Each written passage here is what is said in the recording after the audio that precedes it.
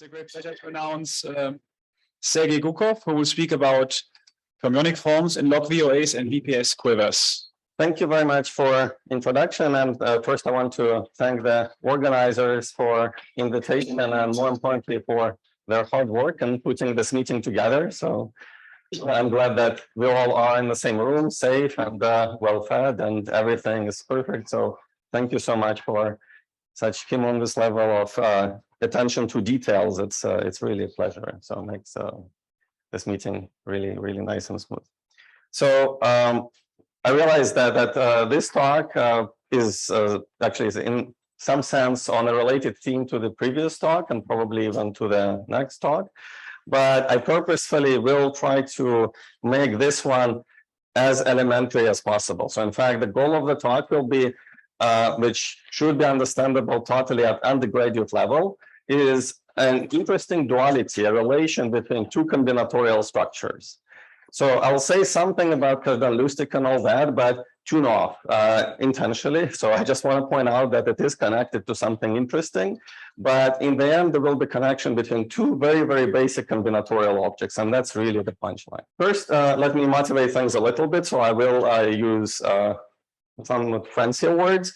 And even here, actually, I want to explain it a little bit at the conceptual level.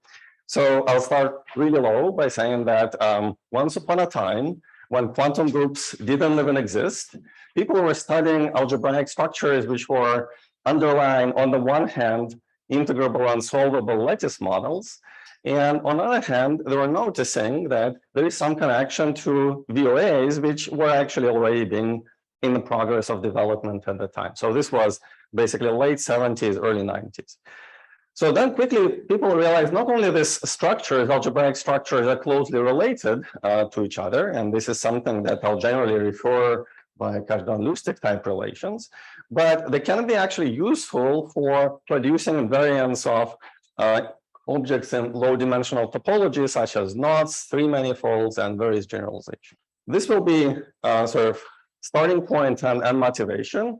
And of course, some of the structures that I'm talking about involve representation categories of quantum groups and corresponding vertex algebras and their related objects.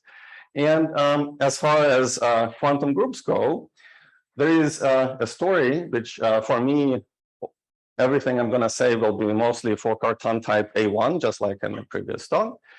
And once we work with generic Q, oh, I forgot that this doesn't work, then quantum group is pretty much completely unambiguous. So here it can be defined using the usual Chevalier generators and relations. Everything is fine.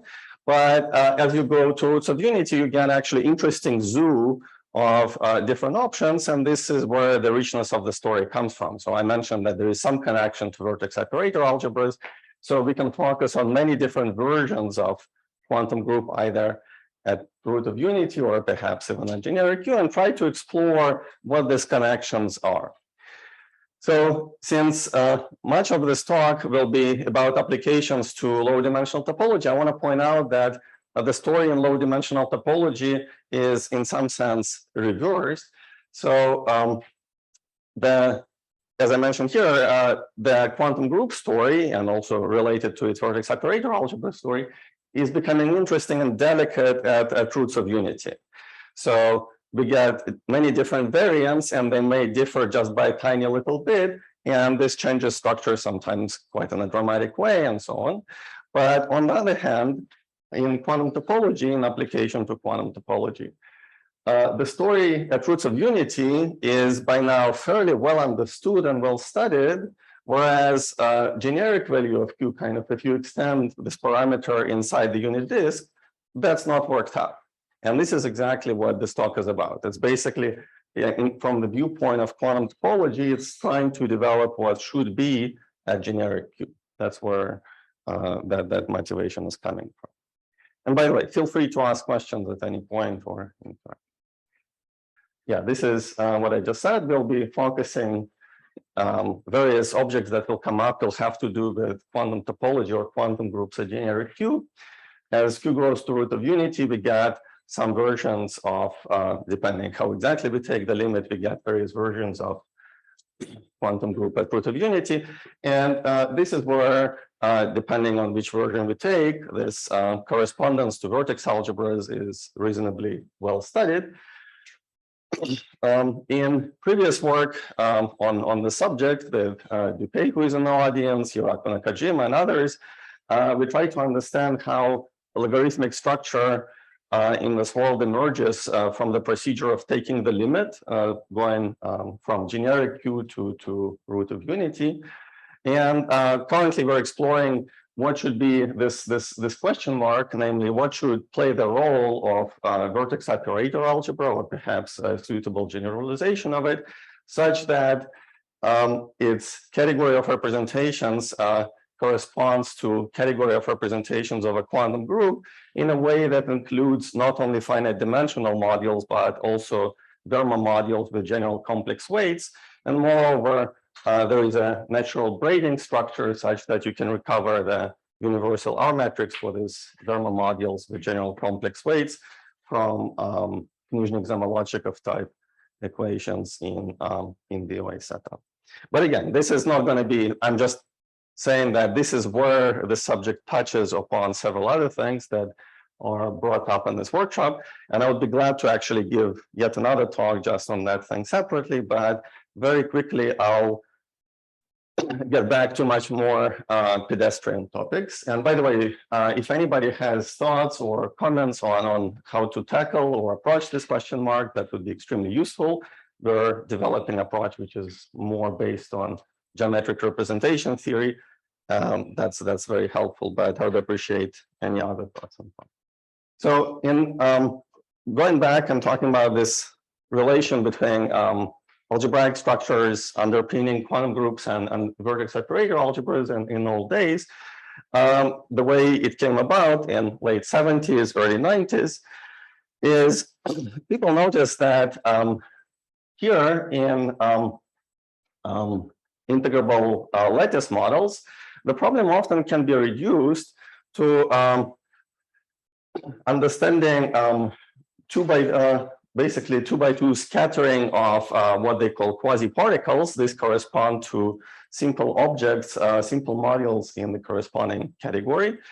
And this structure is controlled by various symmetries that, again, these days we understand as quantum groups or Yangians. And in particular, this scattering matrix is basically a close cousin. It's closely related to R matrix of the underlying structure. It's related to Batanzat's equation and many other things. And in particular provides an interesting link to structure of the vertex operator algebra. So this TBA, thermodynamic Batanzats on the quantum group or integrable model side, shows up as in the form of characters of VOA. So this development, which went through 80s with flying colors, and then I guess this particular term was coined by Barry McCoy and many others, is that you can write characters of your VOA that participates in this correspondence, let's call it Kazhdan-Lusztig correspondence between quantum group or integrable solvable model and VOA in a very simple natural way. Namely, you take a matrix, here it's denoted by B. In the rest of my talk, I'll call it C for random reasons. And this is the matrix which runs the show. So that from the viewpoint of vertex operator algebra, it encodes the structure of characters. So there could be some linear corrections to the exponent of Q in the numerator, but denominator is completely universal. So it's a multi-sum over a bunch of natural numbers. And for each of them, the denominator contains a Kuper-Heimer factor, which is completely universal. It doesn't even depend on this matrix. And the matrix appears as a quadratic form in the exponent of the summation. So that's exactly the matrix which on the thermodynamic Batanzats determines what I just said on the previous slides, this exact elastic scattering and lots of other structure. So this form of characters, which is called fermionic form, is extremely useful, or was extremely useful back in the early days in making these connections and understanding it from yet another perspective, where structure of characters immediately gets reflected in S metrics, R metrics, and closely related objects on the integrable lattice model side or quantum group side. So, for instance, here in this old work, there is interesting identities such as Rogers-Ramanujan identities for this Q series were understood as different presentations of the same VOA and so on and so forth. So, of course, same structures were found in logarithmic theories, and many people in the room actually know this or even worked on this subject. So this is one example. Work by Boris Fagin and his collaborators. So work again, first theorem in the paper says that we take some logarithmic VOA. In this case, it's a triplet algebra, and theorem says that its characters can be written in this form. So this structure is quite ubiquitous in vertex operator algebra, namely this fermionic sum. And this will be one side of my correspondence today, one side of what we'll try to relate at the basic combinatorial level. So what I want to point out is that it's determined essentially by symmetric metrics. And then I'll explain that a little bit more as we go. What's interesting is that there is another representation theory, which has nothing to do with vertex operator algebra, where this surfaced or was rediscovered quite recently. By quite recently, I mean not going back all the way to beta, which was 33, or not going all the way back to late 70s or early 80s. Rather in 2000s, when people were studying Donaldson-Thomas invariants or representations of quiver algebras, they found very similar structure. So here on this slide, I show how similar structure emerges from knot homology, which is another area of quantum topology, very, very modern, very active, where given a knot and its Hom-Flee-Petit homology, which for this knot has 3 generators, one can encode all the interesting deep reach structure of this category 5 quantum group invariance in terms of a quiver. I'm not going to explain how this relation goes. I just want to say that it exists and people developed it and so on. For instance, the fact that you have 3-dimensional homology here corresponds to the fact that you have 3 nodes of the quiver, and homological degree here, which corresponds to powers of t, 0, 2, and 3, is reflected in the fact that you have 0, 2, and 3 arrows going from each node to itself, so the self-referential kind of arrows, and so on. But again, the basic structure of this quiver or this data is encoded in a matrix. So I promised you that everything is going to be very elementary in the end in this talk. So this is the matrix, which is symmetric, and it basically tells us how many arrows from one node go to another. So there are 3 nodes in this example. So the matrix is of size 3 by 3.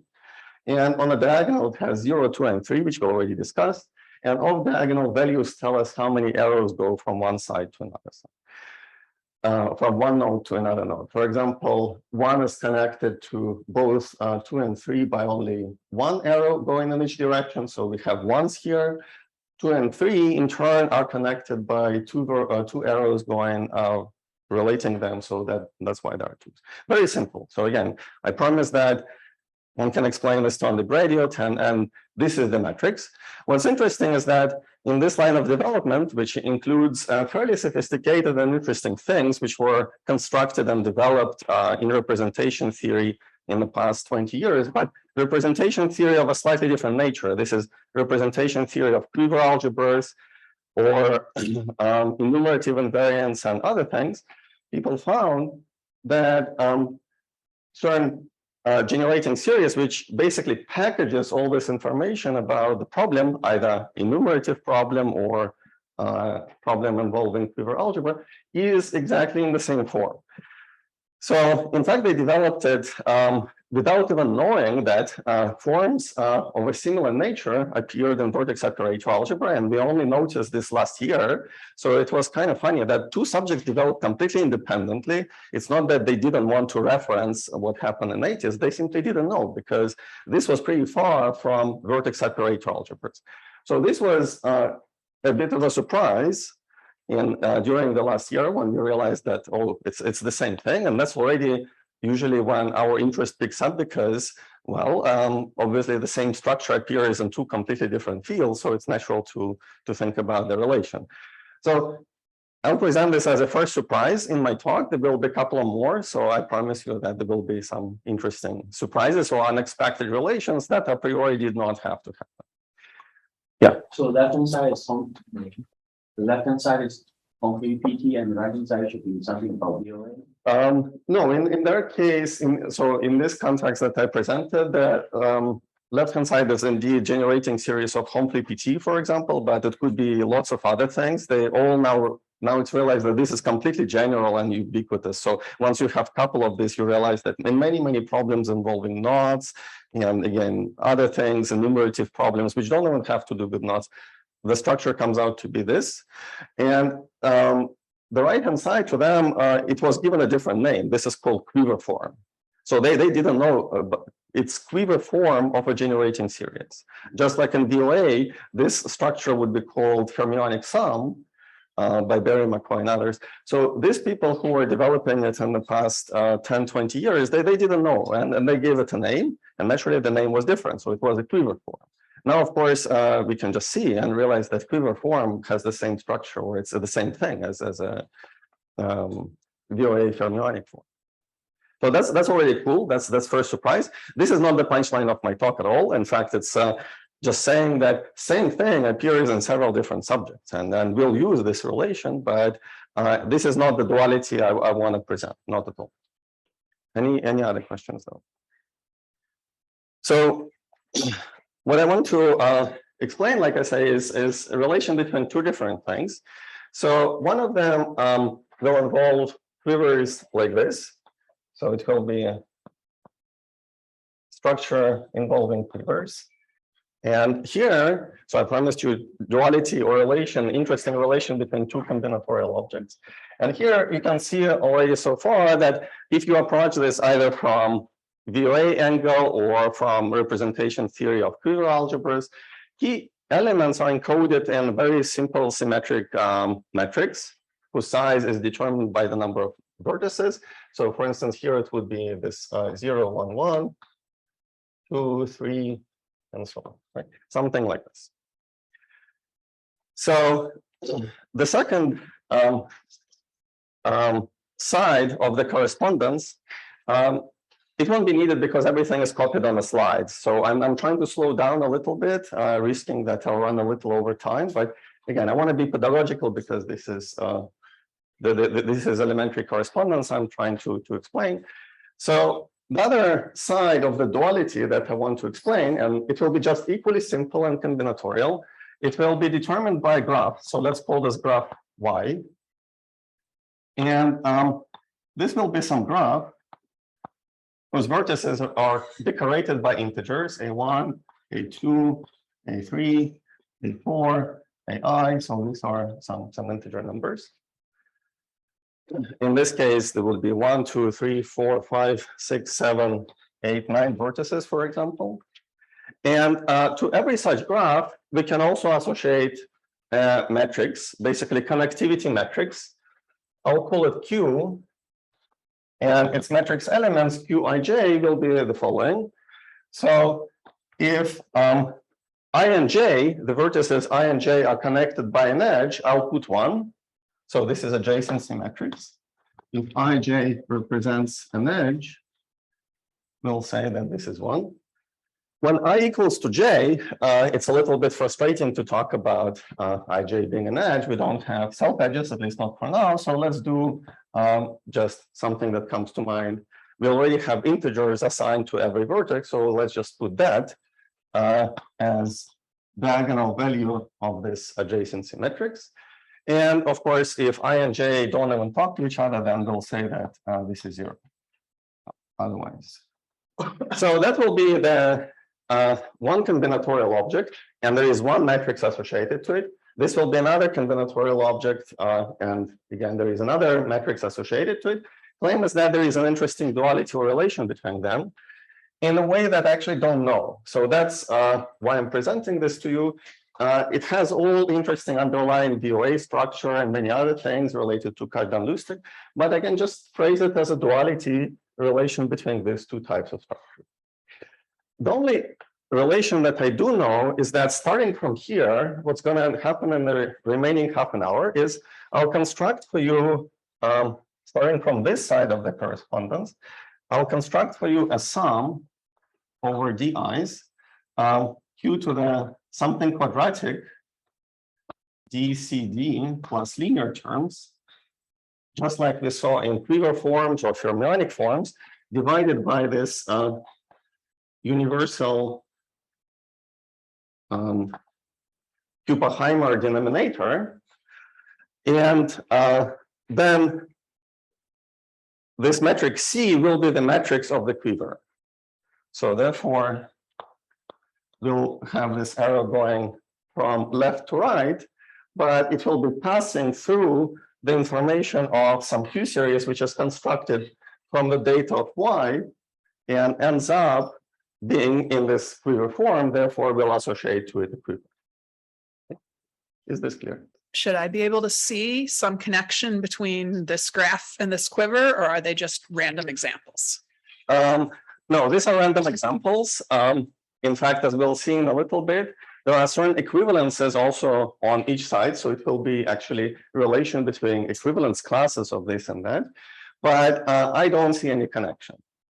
So in a sense that every time, in order to determine what this quiver should be, I have to go through this calculation of the Q series, and I'll tell you how to do it, and basically read off the matrix C. So my question to the whole world, and in particular to you, is how do we do it without going through the computation? Probably there is a way. We just, again, this is so recent that nobody knows, and that's the interesting connection. So related to this question, one biggest mistake we can make in this talk is to start confusing the two matrices. I know that there are two graphs on the board. That's why I decided to slow down and use Blackboard. There are two matrices. One is called Q, the other is called C. So Q is not equal to C. That much I know, but I don't know anything else. Any other questions? Let's see, do I have an eraser? Yeah. So do you have your own, or can I borrow the magic one if you allow me?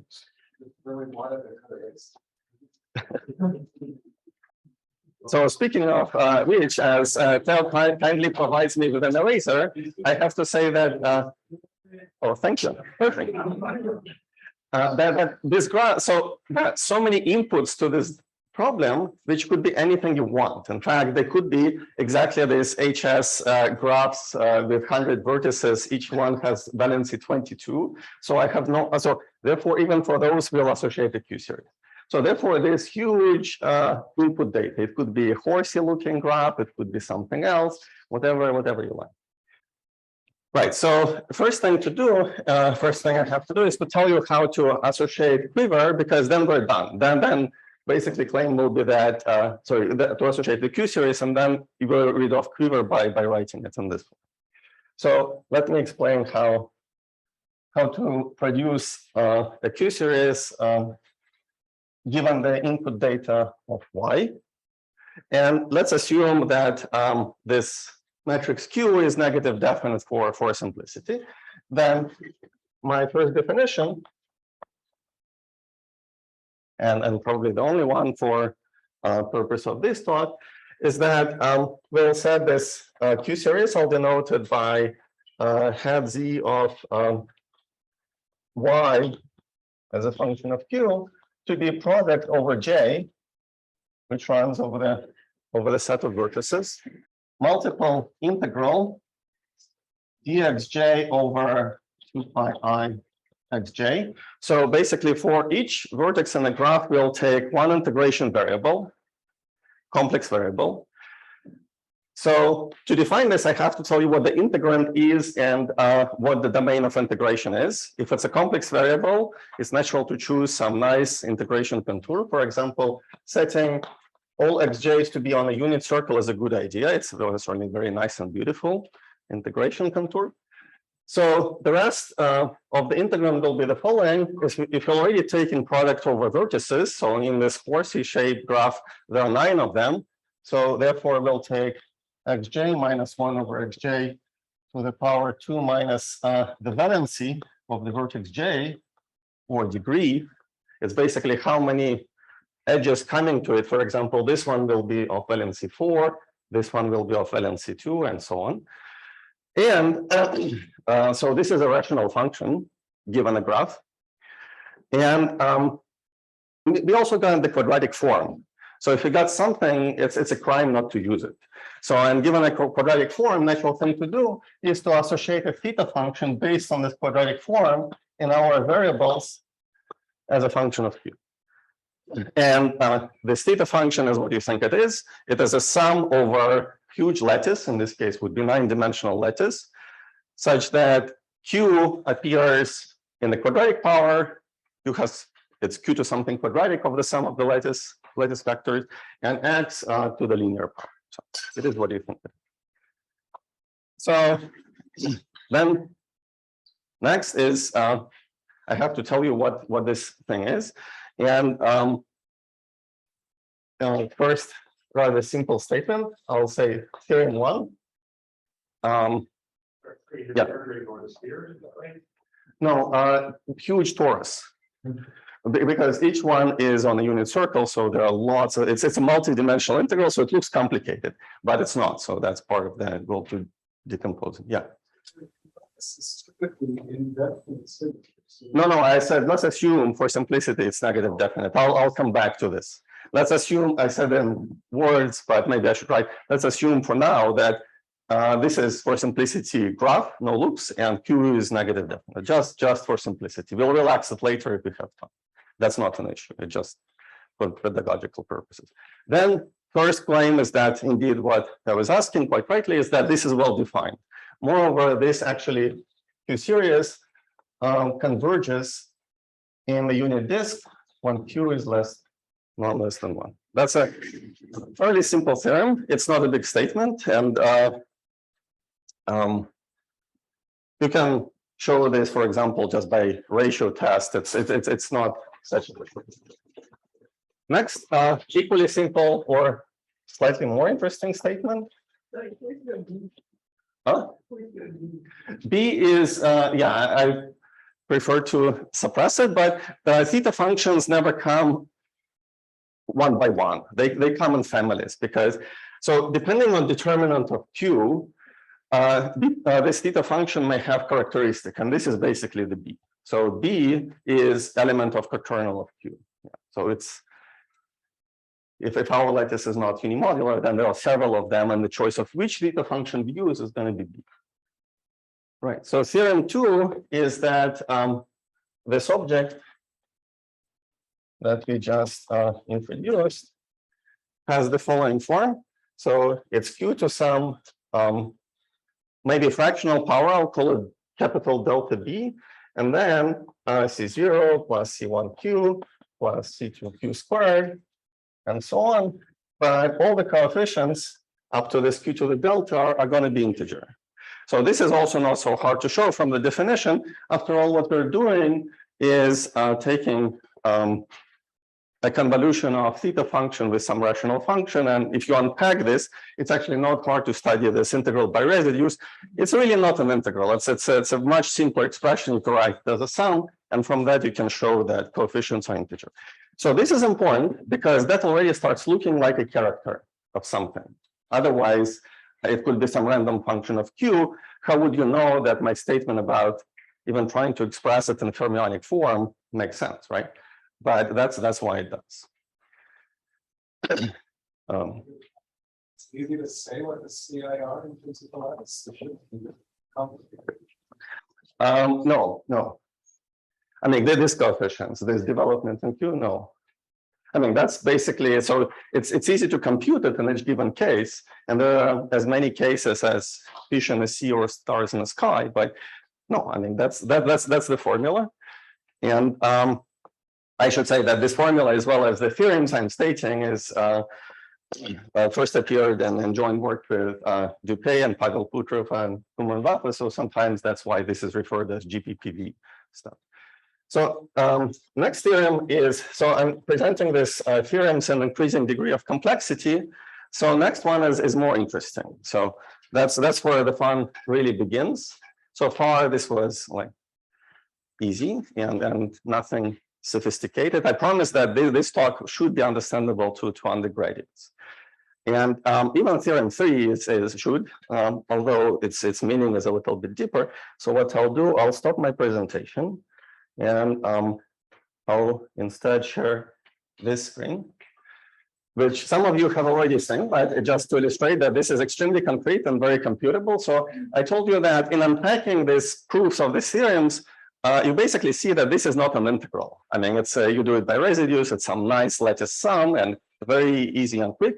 So for instance, if I program it with Mathematica, as we did in GPV back by now 6 years ago, you can quickly compute it for any graph you like.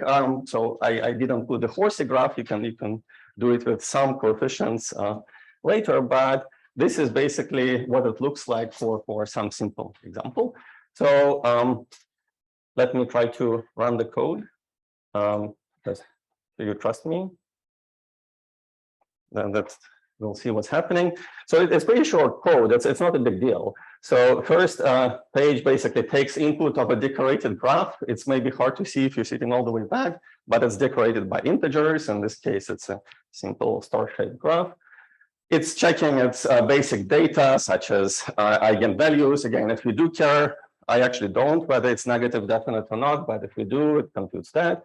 And then it actually never does the integral. This is the sum, and it spits out a Q series, which is in the form that we kind of expected. So up to overall fractional power of Q, it's basically a Q series with integer powers, integer coefficient. And actually, both in this computation and here, I'm not doing something that I should have done. And that's introducing also 1 over Q infinity behind our denominator in this whole expression. So I suppress it because it's always the same for all graphs, but for comparison to VOA characters, this would be important.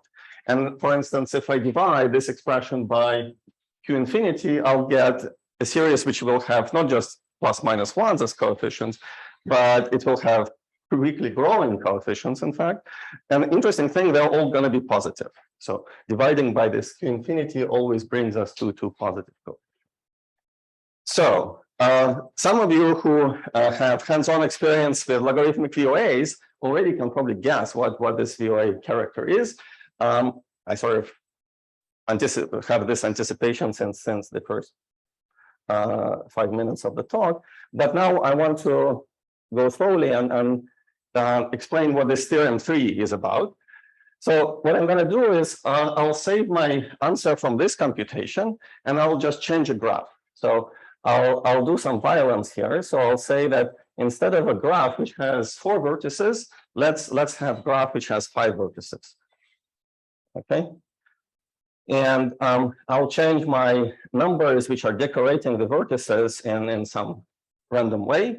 So now we have 5 vertices, five numbers which are decorating them. I'll ask Mathematica to forget everything that happened before and redo the evaluation. Oh, did it already do? Okay. Yeah, so that's the new graph. I was hoping to have a moment to have some tea, but anyway, so it's done. As you can see, it's very quick. So you can do it for any graph you want and experiment with this and so on. So that's a new one. It has 5 vertices. So far, it didn't seem like it complained. Yeah, and let's look at the answer. So if you sit close enough, you can see that this line and this line are exactly identical. So I did change the graph, but the answer didn't change. So it is computing some information of this horsey y but it's not a function. This Q series is not a function of a graph, it's a function of equivalence classes of graphs. That's what I alluded to before. It doesn't change under certain moves, under certain operations. So what are these moves? So let me go back to the presentation. Yeah, so that's I already explained it, so we can go quickly through the slides.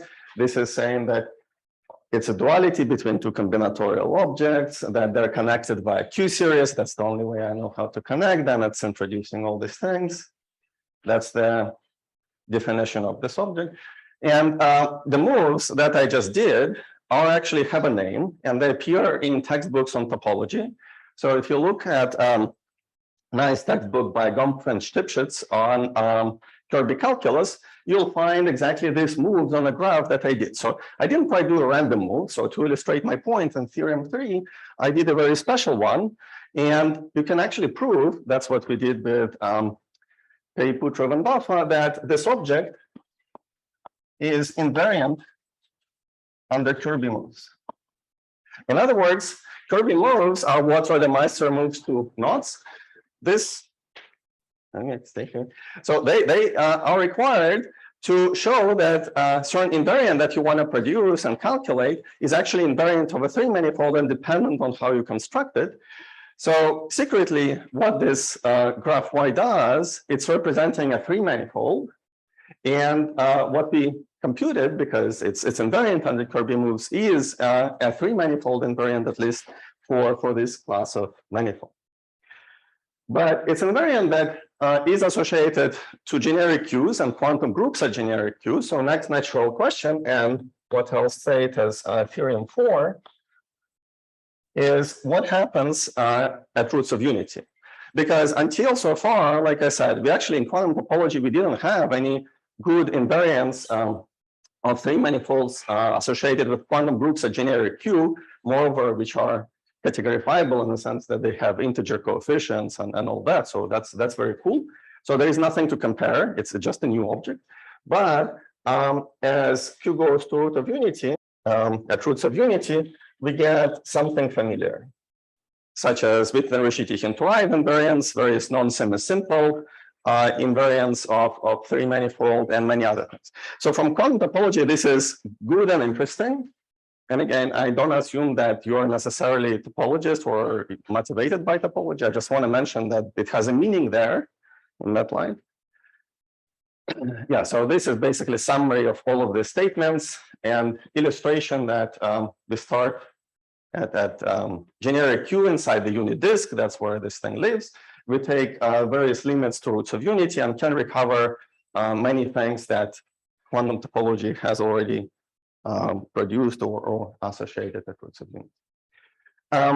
This is not the goal of my talk. I just want to mention briefly that if you want to actually show that this is a 3-manifold invariant beyond the class of very particular class, which is large for us and going to be good enough for us, of the so-called plum manifolds, you want to have a way to compute it for most general manifolds, and this has been developed by many tools using Rosansky-Witten theory and using, again, quantum groups of generic Q. So for instance, some manifolds which are produced on surgeries of hyperbolic knots, such as figure 8 knot or 10 crossing knot, have this particular invariance. Again, there are actually a collection of invariants for different choices of B, which I didn't explain. So there are several of them, usually for a given manifold, but they all have the same structure. They all have the same property. And by techniques which are being developed, you can compute this Q series up to high order. And again, same thing happens. There are integer Q series with integer coefficients. That's good. But question is what they are. So from this development using quantum groups of generic Q or other methods, it was easy enough to calculate this object up to any power. So here it's written up to power 500, and this coefficient is obviously integer, so it's counting something. But question is, what is it counting? And can we say anything? I mean, this looks like, okay, it's a good answer, but what does it do? So first thing, and by the way, I should point out that in quantum topology, unless you're doing something very simple, invariants are usually very hard to compute beyond knots and surgeries or knots of roughly 10 crossings. So That's pretty much as good as it gets in computation of even, I don't know, WRT or complete polynomial, things like that. So in every single example where this has been checked, this growth of coefficients have a very specific behavior. So a priori, based on even formula like this that I showed you, it could have been anything. So these coefficients that you asked me about, C0, C1, C2, and so on, first, they couldn't grow. I mean, it could be natural logical possibility that they just don't grow at all. They could grow polynomially with index n, that's labeling them. They could grow exponentially, they could grow as exponential of polynomial, but they don't. In every single example, for this horsey graph or any other graph, they grow with a very specific rate as exponential of square root. Right. So to us in the VOA community, this is indeed a smoking gun. Again, our excitement or adrenaline level gets up because this says that, okay, this actually has a chance of being a VOA character. And this indeed is a conjecture. So for every single graph in our context today, or three manifold more generally, conjecture says that this Q series is a character of logarithmic vertex algebra. In particular, if you believe, which I shouldn't say this as a corollary because I don't know if it's been proven in logarithmic VOAs generally that growth of coefficients is of the same Cardi type as it's in rational VOAs. Experts should tell me if it's been proven in what level of generality, but I don't know how general it is. But anyway, it's certainly believed that that should be the growth of coefficients for characters of log VOAs.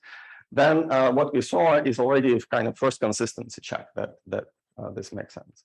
So what do you mean by logarithmic VOA?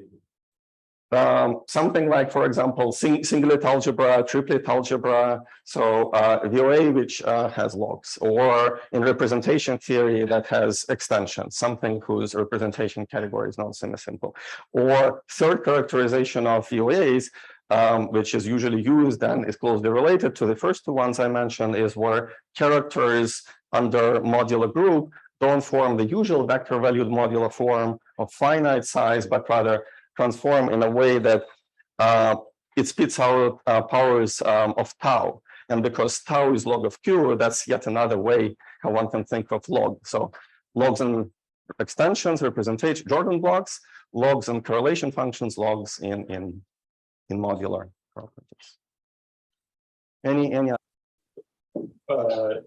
saying like it doesn't depend on B, but then the top does depend on B.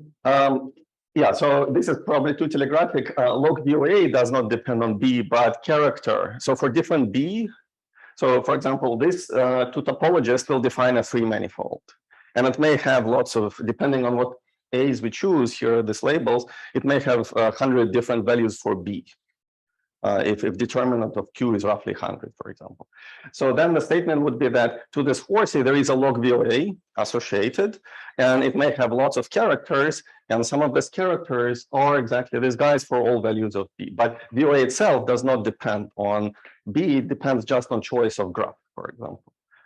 Do you expect like the B's for a given graph, they're just in some abelian group. Do you expect that the characters, there'll be other characters other than just those, the ones that these are picking up? Oh, that's a wonderful question.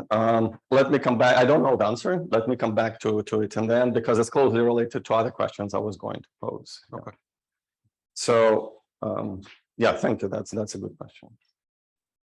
I will reiterate it so that everybody heard it maybe one more time.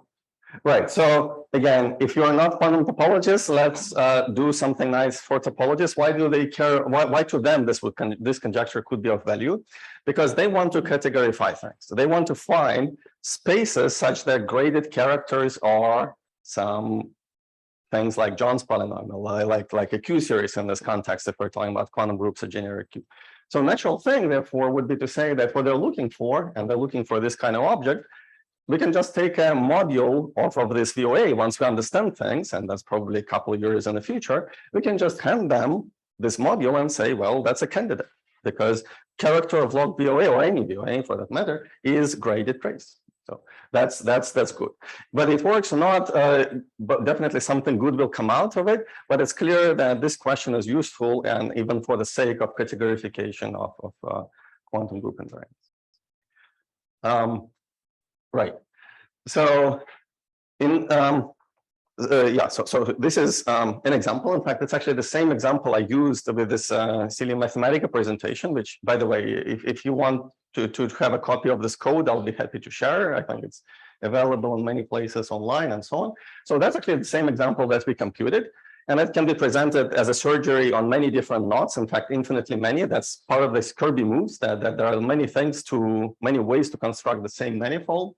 So the manifold is this. And again, description is non-unique. It can be represented as a surgery on trefoil knot, on figure 8 knot, on zillions of other knots. As long as they are related by Kirby moves, the invariant is always the same.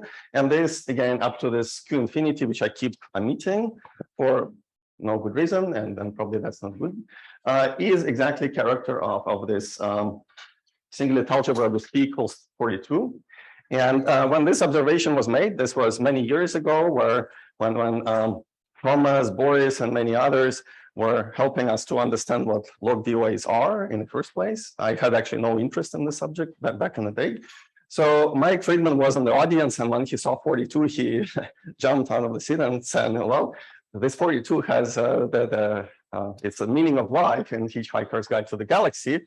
Of course, in this example, 42 is not really special. You don't see it from trefoil or figure 8, but if you even go back to this mathematical code and remember that some of my vertices were colored by 2, 3, and 7, so that's already a 48. So just specific to the example, it's not really, unfortunately, it's not really meaning of life in the subject. But it raises an obvious question.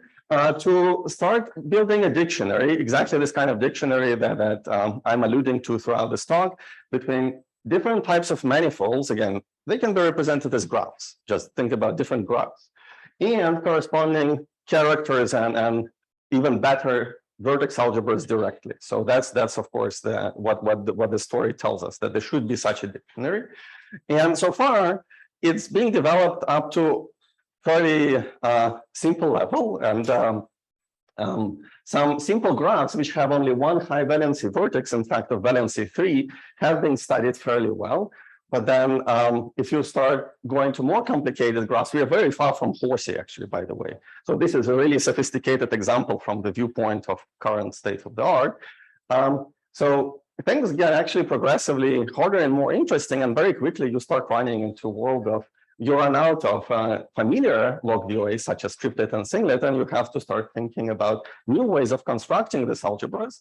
And basically that has been the recent development of trust that I'm trying to present here. And in fact, there are experts on the audience, such as Shoma Sugimoto, to whom this probably is a very basic introduction. And he's developing it, for example, for much more interesting questions, trying to construct VOA. And that's basically the goal of this program. I had some questions in this talk, which were, some were really advanced, such as Kazhdan Lusztig correspondence for generic Q, where we want Verma modules with complex weights and all that. So that's serious. But I also have very concrete and specific questions, which are at the level of combinatorics that entered kind of the main gist of the talk, which hopefully, again, is very, very understandable. So I gave you the definitions of this for any graph, such as this Horsey. So I actually don't know, it's an expectation that it has this growth of coefficients. I told you what I can prove, but I didn't prove that the coefficients for any graphs grow like this. So one should either prove or find counterexamples. That would be interesting either way. And I don't know what the answer is, but it's clearly interesting, because if it always grows like this, it says that, yes, we should be looking for these VOAs. If it doesn't grow always like this, we should understand what the counterexamples are telling us. So I didn't focus much attention on the coefficient of this growth under the square root on the exponent. If it should obviously depend on the choice of graph or on the choice of 3 manifold. These statements are synonymous, but I don't know which invariant of a 3 manifold it is. So I can compute it in every single example, but is it a combination of, I don't know, Rochlin invariant plus something else? I have no clue. So of course, and then most ambitious, if these check out, then constructing the VOAs for even this family of graphs is good enough problem. And here, what could help is finally the last surprise for this talk, to which you probably already well prepared and anticipate, is that during last year it was realized that for all of these guys, there is a way of writing this objects exactly in this quiver form. So it came from trying to understand this definition associated with quantum groups, a generic Q or Razansky-Witten theory and things like that, and extract quiver directly from there. So it doesn't go through VOAs, it goes through some other mumbo jumbo in mathematical physics and other areas. But the outcome is that for every such graph, for example, it tells us that there should be a quiver, and in some cases it even allows to construct for many families, it allows to construct this matrix C very, very explicitly. And this is good because now this is, of course, giving us more information for what this VOA associated to Horsey and other things should look like. So, for instance, I showed you previously example of this hyperbolic surgery, which is outside of this graph class. And for many years, I had no clue what this formula, how to write it in a closed form. One could compute it up to any accuracy, but there was no closed form expression. So claim is that this is actually an instance of this quiver sum or fermionic sum, where this metric C that enters the quadratic term is of size 6 by 6. Obviously, this was very hard to do just by experimentation, so you had to develop some other tool to get there. But anyway, hopefully this BPS quiver, which is the part of my title, that explains the quiver structure, will be useful now for identifying the corresponding VOAs in this magic or mysterious to me duality. So I'll skip this. And I just want to finish on another note, even though I completely suppressed here in the talk more fancier topics, which are dear to my heart, such as curve counting, geometric representation theory, many other things. I want to point out, and I don't want this to be left behind, that what excites me personally is that this is at the crossroads of many, many different areas, such as representation theory, which we saw already in two guises. We saw representation theory of quivers on one hand, and we saw representation theory of vertex algebras talking to each other and being developed, in fact, completely independently. But there are many other things here. I showed some connections to categorification and low-dimensional topology, and mentioned, again, enumerative geometry and mathematical physics. So it's this crossroads which excites me most. So thank you for your. Yeah, thank you for your nice talk. Do we have a few more questions? Have microphones on there? Probably Phil wants me to return the razor.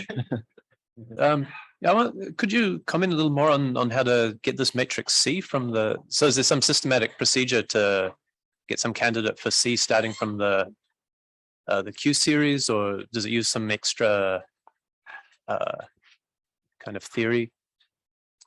Yeah, it will go through completely different route, unfortunately. So here I gave you definition in this huge family of what this Q series is.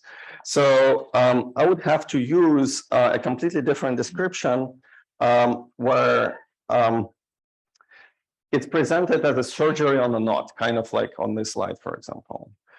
Or there was this other example, such as here, it's also surgery on a knot. So then in this development, which I mentioned briefly, relating knots and quivers, there was already a mechanism, some way of producing quivers out of knots, which had to be modified to be adapted properly to this situation. So we cannot just take it verbatim. So there is already like a whole separate line of development. And then there is a surgery formula for this invariance, which we studied with Manolescu, and one can prove that this Sergei formula does not change the structure of the quiver. It modifies this metric C in a controllable way based on the Sergei coefficient. But anyway, currently, I don't know how to do it directly starting from matrix Q to go to matrix C.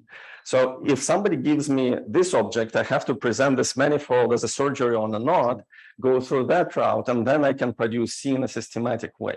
Okay. But that's why I'm presenting it here. I believe, truly believe that there should be a much more direct way to go from here to here. Then I suppose because sometimes there are multiple different matrices C that. So, for example, character of Ising model can be written in different ways. Yeah, thank you. That's a very good point. Also, that I did mean to comment on. So here I told you that there are some moves which one can do so that they don't change the problem. On the quiver side, there are also some moves which are basically cluster moves, or they're called quiver mutations in the subject, which don't change the answer. Yeah. So metrics can actually change. So we're talking about equivalence classes on both sides. Yeah, thank you for reminding me of that. That's very cool. Thanks. I'm not going to throw it. I have two questions. One is you briefly mentioned that the coefficients are positive after dividing by the Pocomer symbol. Is this? Can you comment on this? Is it, first of all, is it theorem or is it experimental fact?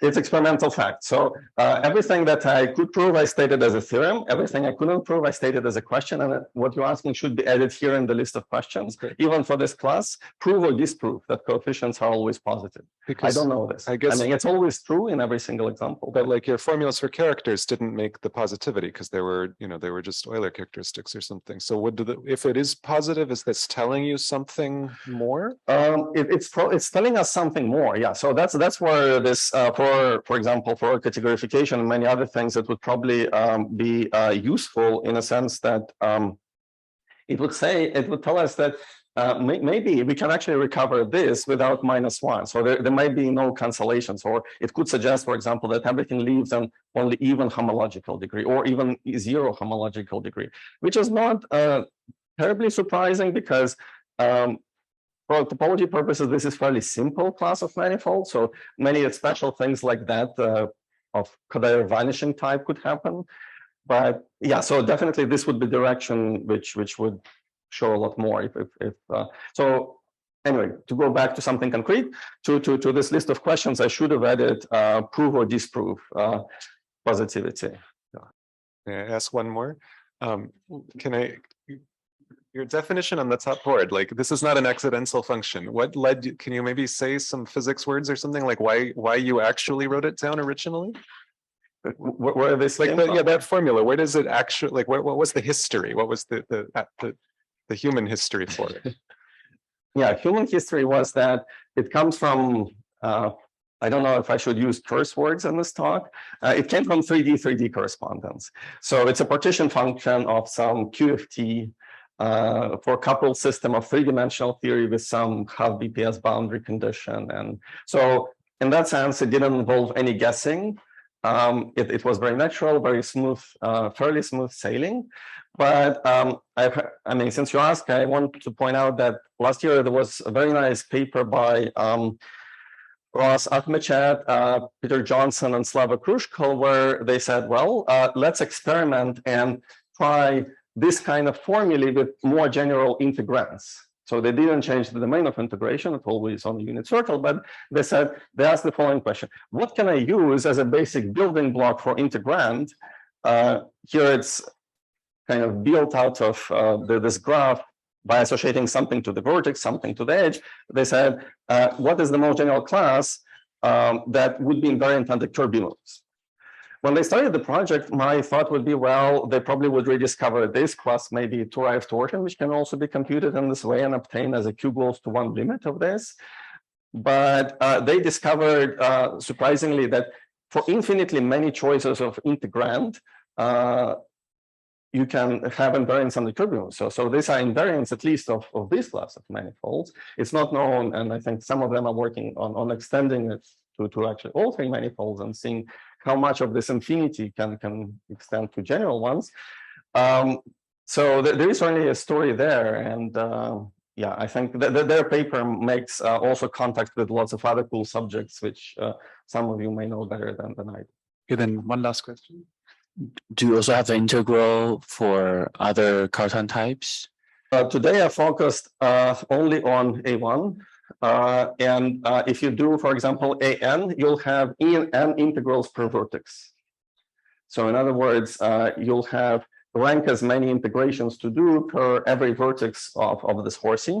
So it will be even worse in that sense. But this has been worked out for classical Kazhdan types. Again, most of the work is for series A, obviously. I don't actually know anything about exceptional types. No, but how about the other theorems? Do they also follow for other types?